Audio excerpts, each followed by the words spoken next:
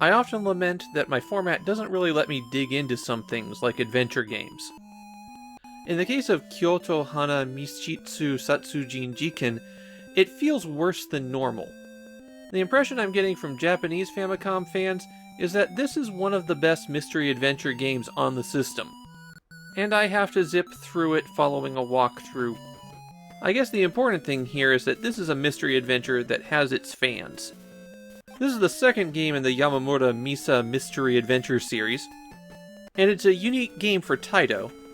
This is the only Taito game that doesn't have a number on the cartridge. All of the other Taito games are numbered, albeit with one number repeated. If you want a complete set of numbered Taito games, you have to get a boxed copy of this one. Of course, that would be silly. I have 2 boxed copies of the game. Like Taito's previous mystery game, this one is based on the Catherine series of novels.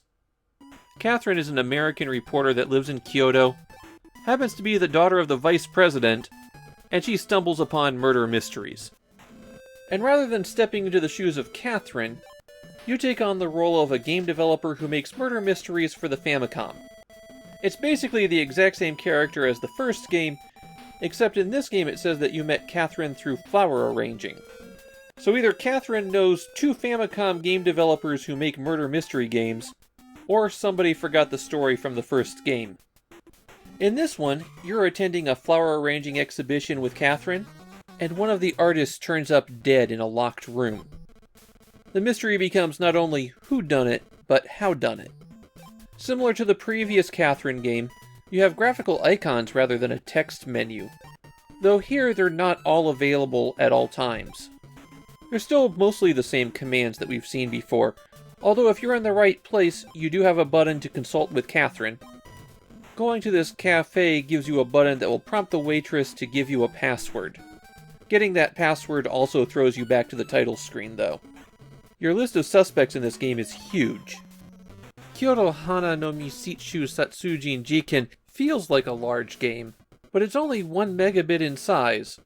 This is coming at a time when the vast majority of games are 2 megabits. They crammed a lot of characters and locations into that space. I did find it kind of odd how it snowed on one day but was completely clear the rest of the days. Kyoto must have some strange weather systems. There are a few complaints about the game. Having only the required icons shown meant that it was much easier to get through the game.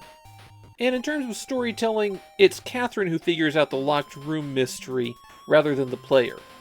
The player doesn't even get to confront the villain. You just tell the police who done it and they go off to arrest them. And there's quite a few typos in the game as well. This was a complaint that people had about the first Catherine game, so maybe Taito and Tosei needed a copy editor. But even with those complaints, this is still a well-liked adventure.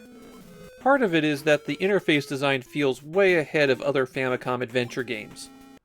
And people seem to feel that the story was better than in a lot of other ones. There's one more Yamamura Misa adventure game that we're going to see on the Famicom, but that one is not based on her Catherine book series. It also wasn't published by Taito. We'll be wrapping up this trilogy at a whole new publisher.